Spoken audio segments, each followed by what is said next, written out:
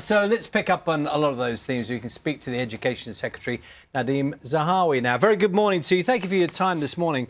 I just wonder, first of all, if we looked at the statistics and we've seen some of the patterns there, what lessons has the Conservative Party learnt after losing, more than 500 seats? So, Charlie, good morning. It's been a tough night for us, and I was out campaigning in Wandsworth. I was a Wandsworth councillor for 12 years in the 90s. So we have to listen to people's concerns, both nationally and locally. We won in Harrow, and we have to listen to why we're winning in places like Harrow. We did well in my patch in the West Midlands with Nuneaton and Newcastle under Lyme, where in 25 years now they have a Conservative leadership, and we have to listen to that. So I think it's a combination of we're coming out of a global pandemic. We're dealing with a global battle against inflation, and of course, the spike in energy costs, exacerbated by the illegal war in the Ukraine, has meant that people are under pressure with their weekly shop, with their utility bills, and the Chancellor has delivered 22 billion in the next 12 months,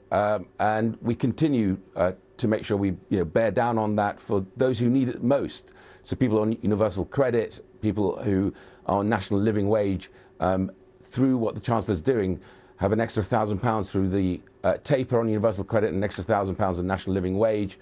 And of course, the protection around the national insurance threshold. So those people who most need it are getting another £330 a year help.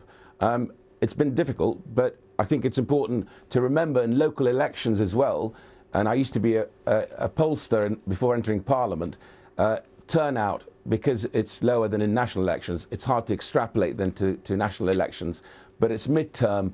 Next week we have the Queen's speech, where you'll see our plan for the economic recovery post-pandemic, the plan to deal, of course, with the backlog of the NHS, and of course, making sure that we live in safer streets. National security is important, both at home and, of course, abroad, with the war in Europe at the moment. OK, I mean, listening to what you've just said there, it sounds like you think it's business as usual.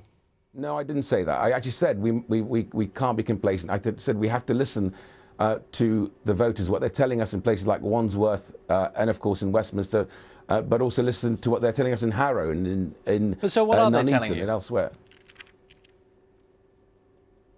Sorry, the question was, what are they telling you? You say you have to listen to them. What are they telling you?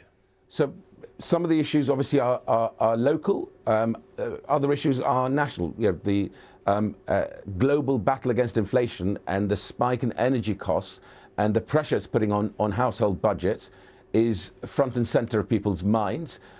The backlog of the NHS, which we're making sure we have a plan to deal with, is high up on their priorities. And of course, safer streets. That's what they want us to OK, to so deliver. I want to try and avoid you saying the same thing again, because you did say that in your first answer.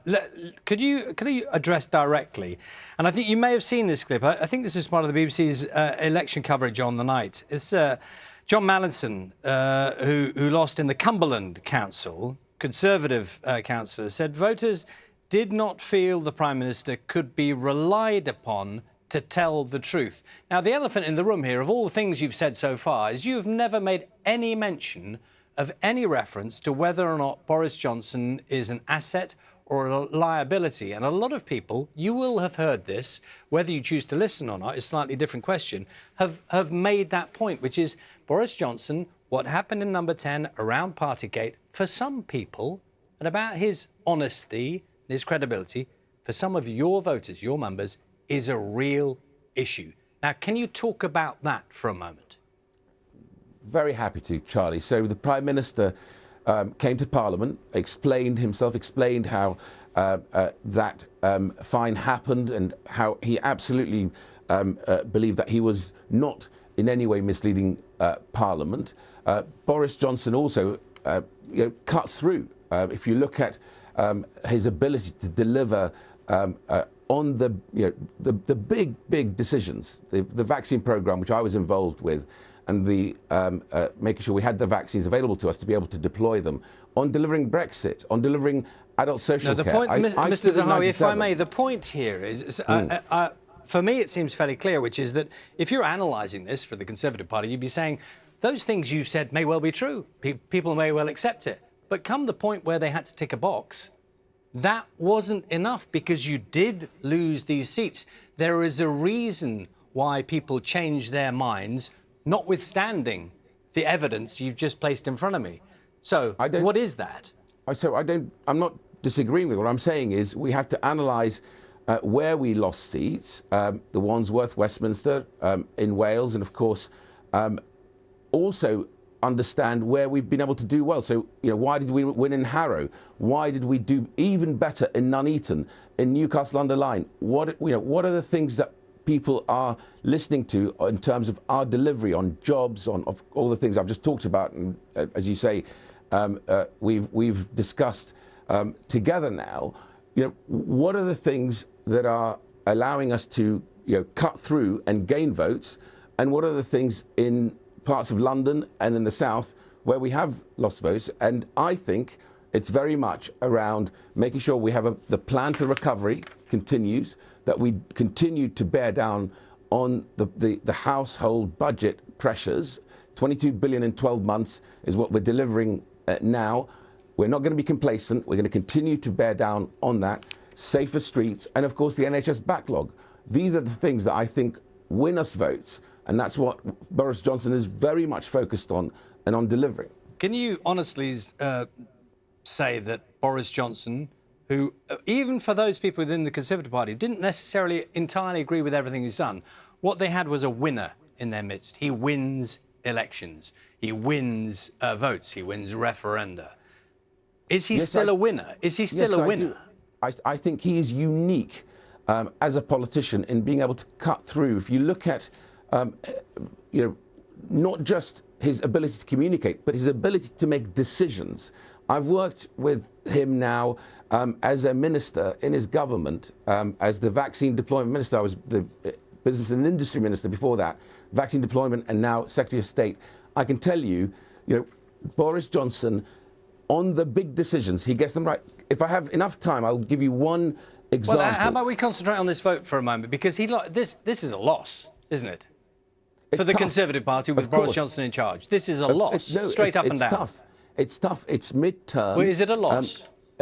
I'm saying to you, it's been really tough. It's mid-term. We're coming out of a global pandemic. We have a global battle against inflation that the Americans are battling, the Europeans are battling, and we're putting 22 billion in the next 12 months to help people on that. We need to deal with the backlog of the NHS and, of course, safer streets. And we're going to deliver that. And Boris is the best Prime Minister to be able to deliver that.